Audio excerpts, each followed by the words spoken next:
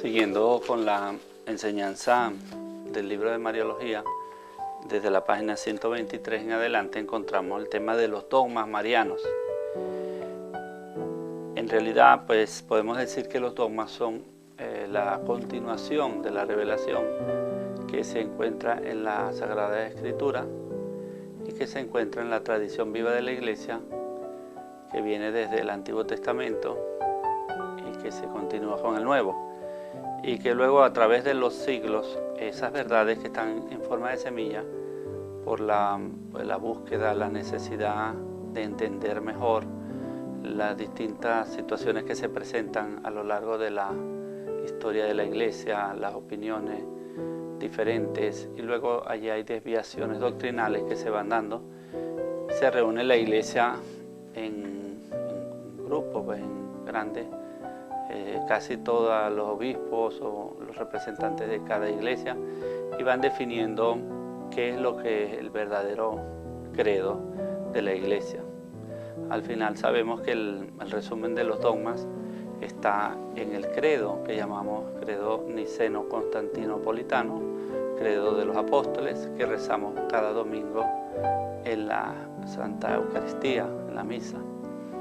Pero allí en ese credo habla también de María la Virgen, nació de Santa María la Virgen, y por eso tenemos varios dogmas marianos que son esas verdades asumidas por la Iglesia definitivamente y que han sido ya establecidas en algún momento de la historia.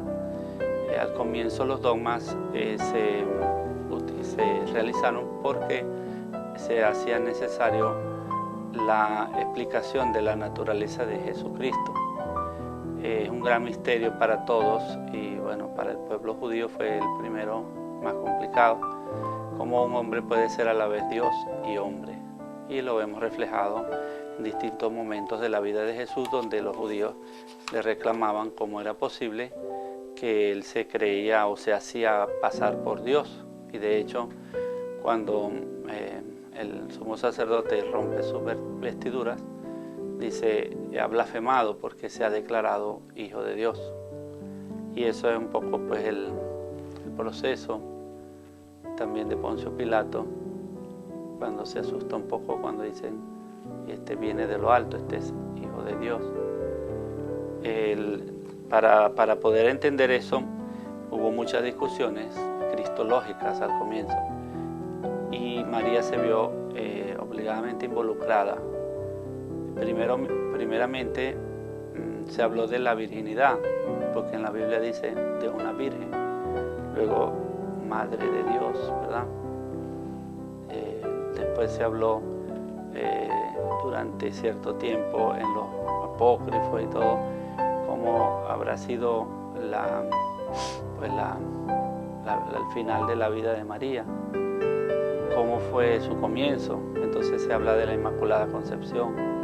Total que la doctrina de la Iglesia se preocupa por descubrir primero toda la realidad de Jesús y después las personas que están relacionadas con Él, de la cual María es la primera. Por eso el estudio dogmático de María parte del principal dogma, que es María, Madre de Dios, sigue con María siempre virgen, la virginidad de María. Luego viene el dogma de la Inmaculada, que sería el origen de María, cómo comenzó ella, y después el dogma de la Asunción, cuál es el final de María.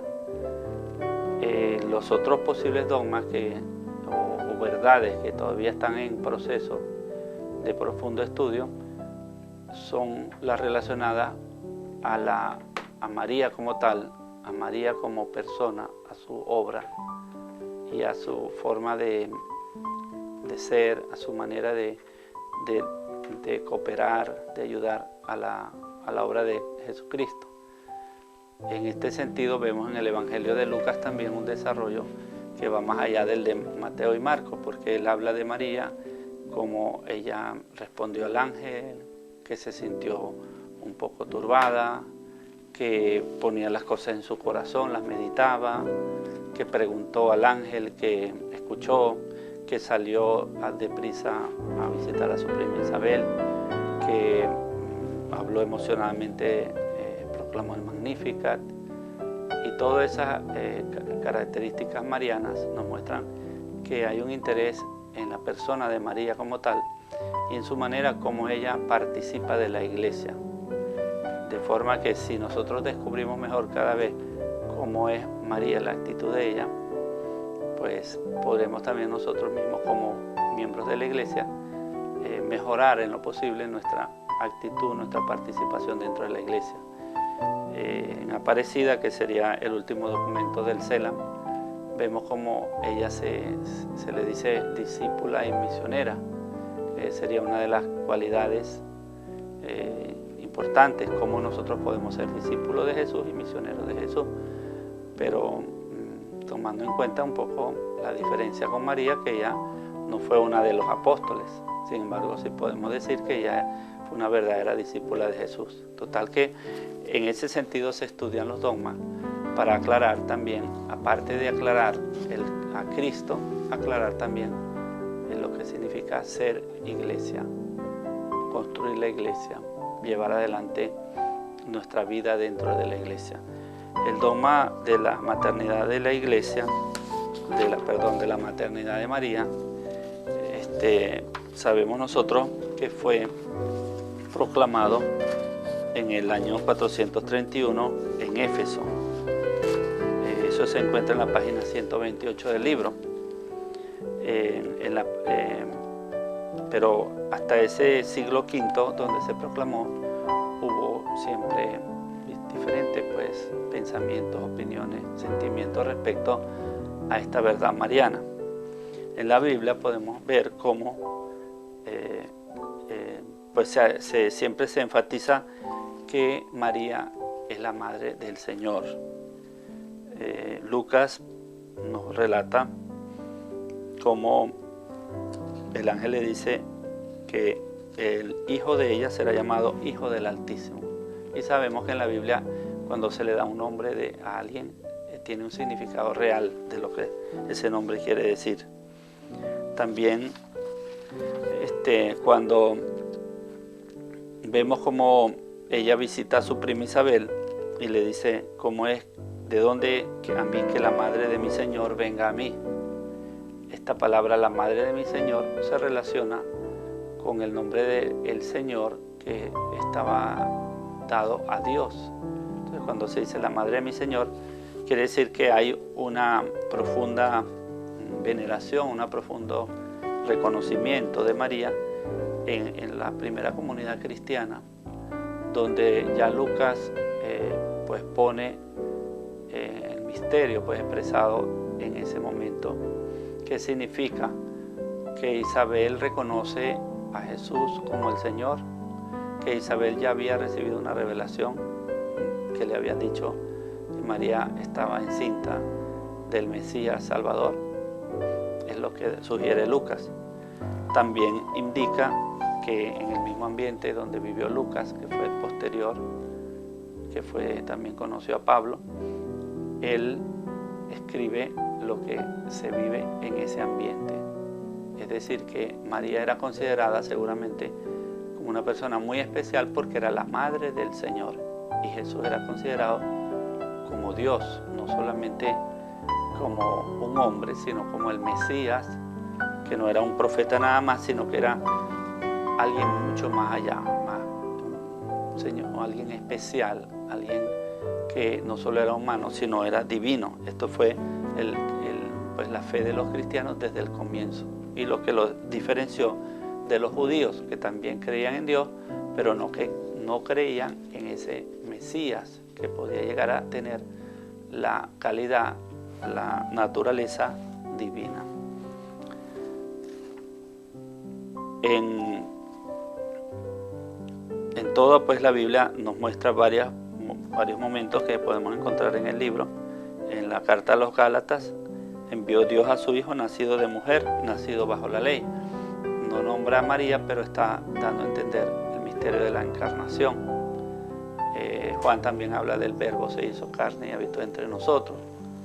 Es decir, que en la Biblia vemos cómo se enfatiza de alguna u otra manera esta realidad de que María es la madre del Hijo de Dios, y por lo tanto, como ese Hijo de Dios es Dios, también se puede decir que María es madre de Dios. En realidad, cuando se habla de María, madre de Dios, en griego Theotokos quiere decir Teo Dios y Tokos la paridora de Dios, es decir, que en la práctica lo que salió de María, lo que salió dentro de ella y nació, es Dios. Es decir, que no es que ella es la madre, la originaria de la divinidad de Dios Padre, ni de Dios Espíritu, ni siquiera de Dios Hijo, sino que ella, al parir, al hacer nacer a ese hijo es Dios. O sea que sería madre del Hijo de Dios, pero que podemos también decir madre de Dios. En cuanto a la declaración dogmática de Éfeso, un poco lo que estaba en juego era la diferente percepción cristológica de Alejandría y de Antioquía. Alejandría en Egipto y Antioquía en Turquía, lo que es Turquía. Los alejandrinos, estaba Cirilo, y ellos unían mucho más la naturaleza divina con la naturaleza humana de Jesús. Y prácticamente pues al final es una sola persona con dos naturalezas. En la de Antioquía era un poco diferente porque ellos ponían muy separadas las dos naturalezas de Jesús, como si estuviesen allí juntas, pero no, al final no se daba prácticamente una sola persona. Y por eso Nestorio, que era el patriarca justamente de Antioquía, propone que sea llamada Cristotokos y no Theotokos. Esto no significa que podamos llamar a María Cristotokos, claro que la podemos llamar porque ella es la madre de Cristo, pero él lo que pretendía era que no se podía utilizar la palabra Theotokos. Entonces, de esa forma se creó ese concilio de Éfeso, donde terminó pues triunfando la tesis de Cirilo de Alejandría, donde dice que Cristo tiene dos naturalezas, sin mezcla ni confusión, que se mantienen las dos naturalezas dentro de la misma persona, que es una sola persona, y que la forma de unión de esas dos naturalezas se llama hipóstasis, una unión hipostática, que es la única unión hipostática que ha existido en la historia humana, donde subsiste en la misma persona de Jesús tanto la naturaleza divina como la humana. Y pues debajo, estasis, es como que se queda subsistiendo tanto la naturaleza divina como la humana de Jesús. Y podemos decir que ese hombre, que es Jesús, es verdaderamente un hombre, pero es verdaderamente divino, el Verbo, el Hijo de Dios. Por eso, al final, pues, en esa discusión, termina un decreto con anatemas y con todo lo que implica el anatema, ¿verdad? Y dice, si alguno no confiesa que el Emmanuel es Dios en verdad y que por esta razón la Santa Virgen es Madre de Dios, porque ella engendró carnalmente al Verbo de Dios hecho carne, sea anatema. Esto quiere decir, el que no crea en esta forma no pertenece a la iglesia, sino que está en otra iglesia. Y allí se van formando pues diferentes iglesias o sectas que todavía existen. Luego esa carta de Cirilo continúa explicando el problema de la naturaleza de Cristo y de la relación entre su naturaleza divina y humana. Y así va explicando todo pues lo que significa Cristo y cómo María está ubicada allí. Por eso, al fin y al cabo, cuando decimos que María es Madre de Dios, no lo estamos diciendo como para, digamos, enfatizar solamente la importancia de María, sino que estamos queriendo aclarar quién es Jesús, cómo debemos entenderlo, cómo debemos asumirlo en nuestra vida.